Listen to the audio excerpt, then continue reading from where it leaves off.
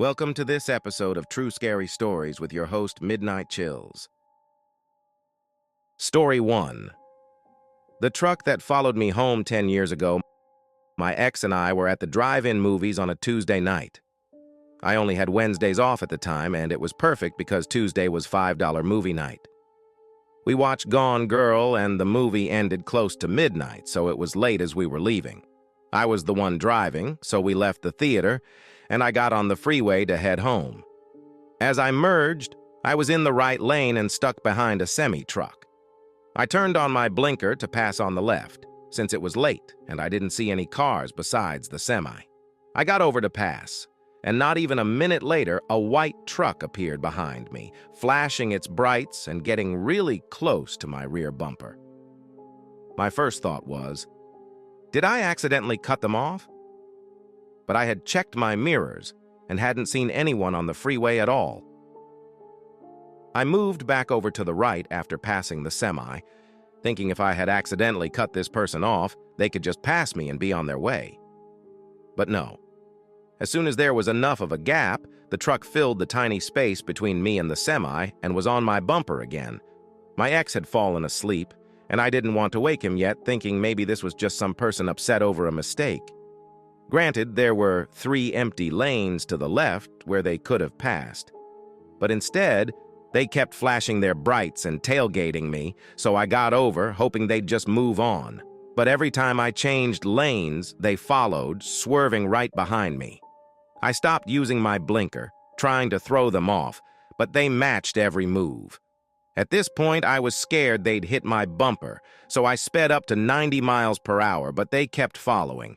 I was shaking and finally nudged my ex awake and said, "Babe, I think we're being followed." He woke up, looked behind us, and saw what I meant. My exit wasn't for a few miles, and I was trying to get him to call the police, but he was just watching.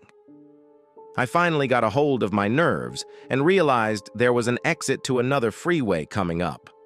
I was in the second lane from the right, and as soon as I saw the exit, I swerved quickly to get onto it, barely missing the concrete pillar for the bridge above. I glanced back for a second and saw the driver looking straight at us. I was sobbing at this point, and my ex just looked at me. I knew he had seen that look too. I pulled off the first exit and found a well-lit gas station, needing a moment to calm down. My ex let me sit and cry for a bit, and we switched seats so he could finish the drive home. Once we got home and I'd calmed down, we started talking about it. I explained what had happened while he was asleep, and we both remembered that moment of seeing him looking at us as I pulled off. He looked at me, confused, then got quiet and said, "Babe, he had a gun pointed at us." I have no idea what this person in the white truck had in mind for us that night. The drive-in was uneventful. We hadn't upset anyone or even talked to anyone, so I don't think he followed us from there. Whoever you are, person in the giant white truck, let's never meet. Story 2. The Lady at My Door. Back when I lived in the rural Midwest, about 10 years ago, I lived in a house right off the highway. It was located almost exactly between 2 towns, nearly on the county line. Our house had a big circle driveway. If you drove in, you'd go straight toward our barn. If you curved right, you'd pull into our garage. Passing the garage, you could loop around the front of the house and drive back out. Our house had 2 large double doors in front, but we rarely used them. We always used the door inside the garage. One night, very late, our doorbell rang. My husband, my 3-year-old daughter, and I were all asleep. The sound woke me up, and I thought maybe I was dreaming, until it rang again. I woke my husband, but he thought I was just hearing things, until the doorbell rang a 3rd time. It was dark outside, but we have a dusk-to-dawn light that keeps most of the driveway fairly lit. Unfortunately, you can't see the front doors unless you open them and look out. You can open one door at a time, or you can open both by unlatching 2 locks on the top and bottom of one door. My husband got up and I followed him. He decided to open the door, though I wanted to call the police. Since we were on the county line, we knew it could take a while for them to arrive. He opened the door to find a young woman, maybe in her early 20s. She looked normal, except for the fact that she was standing at our door in the middle of the night. I looked past her and saw her car parked in the driveway just off the road, not up by the house or around the circle drive. She said she needed to use a phone, mentioning her car battery died or something. She wasn't sure, but it wouldn't start. I told my husband absolutely not. This was the stuff horror stories are made of. We offered to call the cops, the county sheriff, and she asked over and over to come inside, but I wasn't letting her in. We told her we'd call and she stomped off. We watched her walk back to her car, which was maybe 50 feet away. I'm not great with distances, sorry. I could see her car and her clearly. I called the cops, who said they'd be there as soon as possible, about 15 minutes. They didn't sound very concerned, and at that point I wasn't too worried either. It was just one young woman and she likely had a dead battery. She opened her trunk and there were no lights. She rummaged around and then the driver's side door opened. Out stepped a guy. Then the back passenger door opened and one more guy got out. They all started rummaging around in the trunk with no lights on. I couldn't hear anything or make out what they were doing. Then they got back in the car. At this point, about 5 minutes had passed and I was silently praying the sheriff would get here faster, though I knew it'd be another 10 minutes. The group just sat there in the car, lights off, not moving. I couldn't see them while they were inside the car, but I knew they hadn't left because they would have had to walk directly under the dusk to dawn light, which I would have seen. I think I saw the driver light a cigarette, but I'm not positive. Then I noticed something. A figure walking toward the car from the right, coming from the direction of our barn. It was a man. I had no idea who he was. We didn't have neighbors for at least a mile, and he was coming from the back of our property, which borders a creek. He walked under the dusk to dawn light straight to the car. Without looking at the house, he got in the back. The car started up, and they slowly backed out of the driveway and headed north. The cops arrived about 10 minutes later, and by then I was completely freaked out. They searched around, but didn't find anything. They asked if we had a license plate number, but the car had been too far away. They told us to call if they returned. My husband went to get his shotgun from the shop on our property, and we tried to go back to sleep. They never came back. I don't know who they were or what they wanted. Creepy people in a car without a dead battery, let's never, ever meet again. Story 3. The creepy wedding incident. I went to a wedding for my friend Courtney about 2 days ago, and I still can't get over what happened.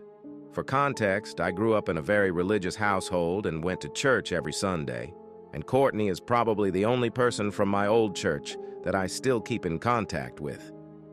Things started at the reception. Courtney was super excited to see me and was definitely the only person who felt that way, judging from all the stares from the people at my old church.